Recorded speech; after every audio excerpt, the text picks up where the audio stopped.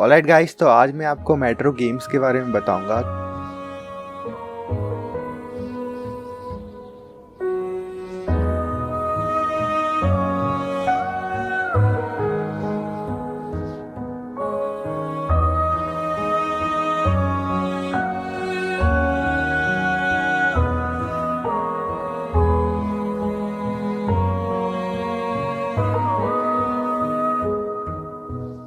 तो metro games post apocalyptic games होते हैं, यानी कि दुनिया खत्म हो जाने की बात की कहानी इसमें बताई जाती है। तो मेट्रो गेम बेस्ड है मेट्रो नोवेल्स के ऊपर, जिसको लिखा था रशियन ऑथर डिमित्री ग्लोखोव्स्की ने। आई एम सॉरी अगर मैं इनका सरनेम में नाम गलत ले रहा हूँ, जस्ट बिकॉज ये एक रशियन ऑथर थे और I don't know Russia, that's why. तो इस सीरीज़ में, यानी कि जो मेट्रो की जो नोवेल सीरीज, उसमें 3 नोवेल्स थे। पहली थी मेट्रो 2033, दूसरी थी मेट्रो 2034 और तीसरी थी मेट्रो 2035। तो मेट्रो 23 जो कि फर्स्ट नोवेल थी, वो रिलीज हुई थी 2002 में, और जो कि सेट है विद इन मेट्रो मॉस्को। तो इस नोवेल के हिसाब से और इन गेम के हिसाब से 2013 में दुनिया तबाह हो जाती है न्यूक्लियर वॉर से। अभी तक ऐसा कुछ रीज़न तो नहीं बताया कि ये वॉर क्यों होती है, बट यही है कि ये जो वॉर है वो सिर्फ 1 घंटे चलती है, क्योंकि हर एक कंट्री एक दूसरे के ऊपर न्यूक्लियर बॉम्ब फेंक देती है, जो कि एक टिपिकल एक एपोकलिप्टिक सेटिंग हो जाती है। तो इसी वॉर में 90% पॉपुलेशन जो होती है वो मर जाती है, और जितने भी बचे कुछ सर्वाइवर्स रहते हैं वो मेट्रो में रहने लगते हैं। ठीक है, तो अब यहाँ पे मेट्रो जो है ना, वो काफ़ी ज़्यादा एक बड़ा फैक्टर है, बिकॉज कोल्ड वॉर के टाइम रशिया ने इस टाइप की मेट्रोज बनाई थी जो कि पूरे मॉस्को में फैली हुई थी। तो इन मेट्रो में ना उस टाइम पे कोल्ड वॉर भी चल रही थी, तो रशिया ने अलग अलग प्रकार के बंकर्स वगैरह फैसिलिटीज़ वगैरह बनाई थी जो कि न्यूक्लियर प्रूफ थी। तो इसी के कारण इन मेट्रो में लोग बचे रहे, क्योंकि ये न्यूक्लियर प्रूफ थी। और अभी भी हैं शायद ऐसी रशिया में, मतलब ऐसा कहा जाता है। ऑब्वियसली जब ऑथर ने इतनी रिसर्च करी तो ऐसा होगा ही ना, तो कभी नहीं बताएगा कि कितनी ज़्यादा बंकर्स है, कैसा क्या है। ये चीज़ रिवील नहीं करी गई है कि कितने सीक्रेट बंकर्स वगैरह हैं, और ना करी जाएंगी, क्योंकि वो गवर्नमेंट प्रॉपर्टी है। अब यही जो मेट्रो है वो एक आखिरी जगह बचती है लोगों की रहने के लिए, क्योंकि पूरी दुनिया तबाह हो चुकी है। और जो सरफेस पे जो है ना, वो एयर काफ़ी ज़्यादा टॉक्सिक हो चुकी है, जिसके कारण सांस लेने में बहुत ज़्यादा दिक्कत होती है लोगों को, इसलिए वो मेट्रो में ही रहते हैं। तो जितनी भी टॉक्सिक एयर है ना, उसके कारण जितने भी सरफेस पे रहने वाले एनिमल्स थे वो मॉन्स्टर, बीस्ट और ड्रैगन टाइप क्रिएचर में बदल जाते हैं, और भी बहुत अलग अलग टाइप के क्रिएचर्स में। तो सरफेस पे बिना फिल्टर या मास्क लगाए बिना नहीं जा सकते, जस्ट बिकॉज उनकी या उधर की जो एयर है ना, वो बहुत ज़्यादा टॉक्सिक है। तो जितने भी रिमेनिंग सर्वाइवल हैं वो छोटे छोटे ग्रुप्स में बट जाते हैं मेट्रो में, और हर एक ग्रुप की एक अलग आइडियोलॉजी होती है। तो बेसिकली ग्रुप्स यानी कि वही फैक्शंस कहा गया है। तो मेन जो फैक्शन है वो 4 फैक्शन है, और ये फैक्शन है ना वो काफ़ी ज़्यादा इंटरेस्टिंग है। ठीक है, तो मैं आपको एक मैप बताता हूँ इसी फैक्शन से रिलेटेड। तो अभी आप जो मैप देख रहे हैं ना, वो उस टाइम का मैप है जब रशियन ऑथर 2002 के टाइम का, जब इन ऑथर ने मेट्रो सीरीज़ के ऊपर बुक बनानी शुरू की थी। हालांकि अब तो ये जो मैप है वो काफ़ी ज़्यादा चेंज हो चुका है, और ऑब्वियसली क्योंकि नई नई मेट्रोस भी बन चुकी हैं, लाइंस वगैरह, जो कि होता रहता है डेवलपमेंट के हिसाब से। तो 2002 में कुछ इस टाइप का मेट्रो था, और इसी मैप को गेम ने भी फॉलो किया है। कुछ चीज़ें थोड़ी बहुत एक्सटेंड की होगी, अगर की होंगी तो। मैंने भी अभी तक पूरा गेम नहीं खेला तो मुझे नहीं पता, लेकिन जितना मैंने लोगों से सुना है और ये सब देखा है, उससे मुझे इतना ही पता है। तो हाँ, जैसा कि मैं फैक्शंस के बारे में बात कर रहा था, तो अगर आप देखो तो मेट्रो 2 हिस्से में बैठी है। अगर आप इस मैप को देखो तो सबसे इंटरेस्टिंग इसमें ये ब्राउन लाइन। अगर इस ब्राउन लाइन को देखो तो ब्राउन लाइन की बाहर की जितनी भी मेट्रो है उसे आउटर मेट्रो कहा गया, और अंदर की जितनी मेट्रो उसे इनर मेट्रो। तो ये ब्राउन लाइन एक हिसाब से प्रोटेक्शन का, एक शील्ड का काम भी करती है। तो जितने भी ये बाहर वाले जितने भी स्टेशन हैं, उधर के लोग हमेशा अंदर की साइड आना चाहते हैं।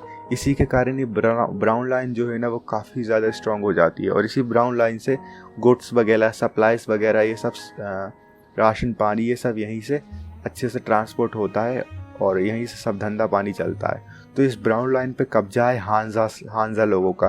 तो बेसिकली ये हांजा लोग क्या होते हैं कि ये ज़्यादा लोगों को लेते नहीं है ये आइडियोलॉजी, और ये लोगों की फ्री विल को भी सपोर्ट करते हैं, लेकिन हाँ कुछ चीज़ों में करते हैं, थोड़ी बहुत चीज़ों में नहीं, लेकिन हाँ उतना भी ये नहीं है जितनी आगे वाली जितने भी फैक्शंस है ना उतना बेकार भी नहीं है हांजा लोग। तो हांजा पीपल काइंड ऑफ ठीक ठाक ही हैं।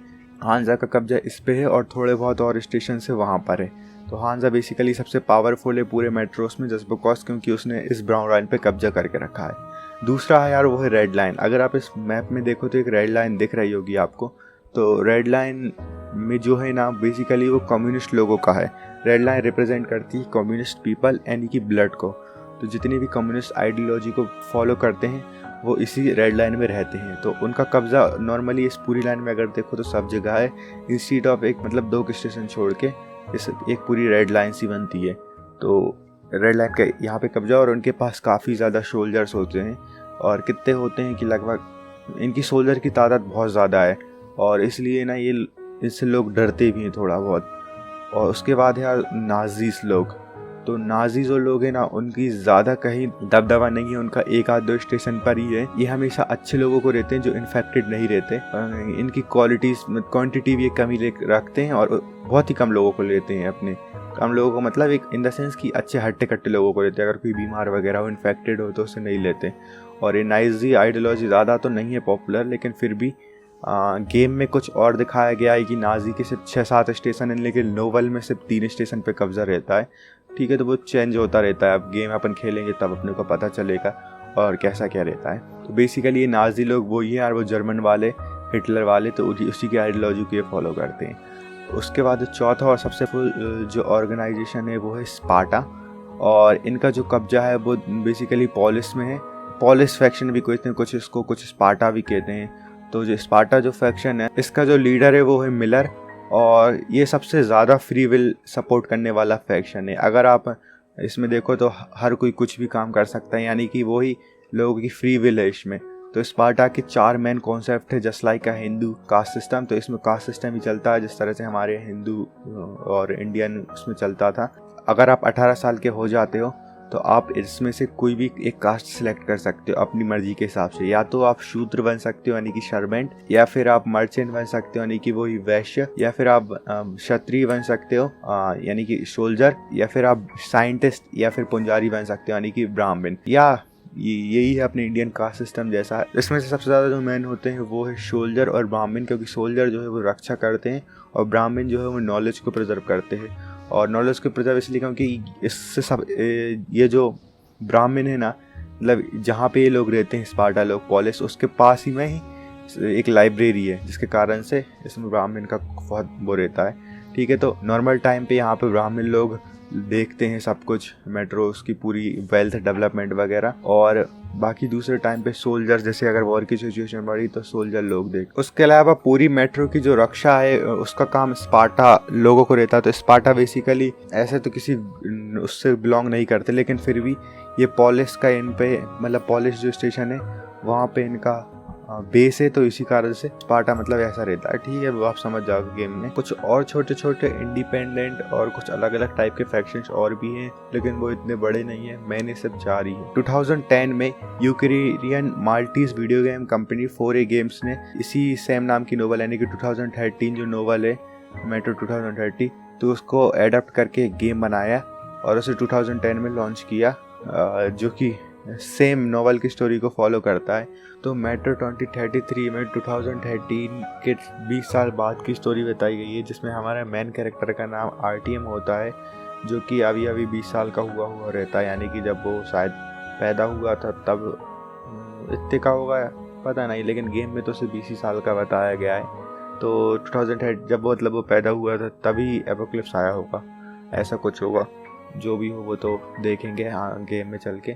और इसी गेम का दूसरा सीक्वल 2013 में लॉन्च किया जिसका नाम था मेट्रो लास्ट नाइट, जिसमें मेट्रो 2034 जो नोवेल है उसकी बात की कहानी दिखाई गई है। यानी कि इस वीडियो गेम जो यूनिवर्स है मेट्रो नोवेल्स की भी स्टोरी दिखाई गई है। फिर उसके बाद 2080 में मेट्रो एक्सोडस गेम आया जिसने गेम की स्टोरी को एक अलग डायरेक्शन में ले गया।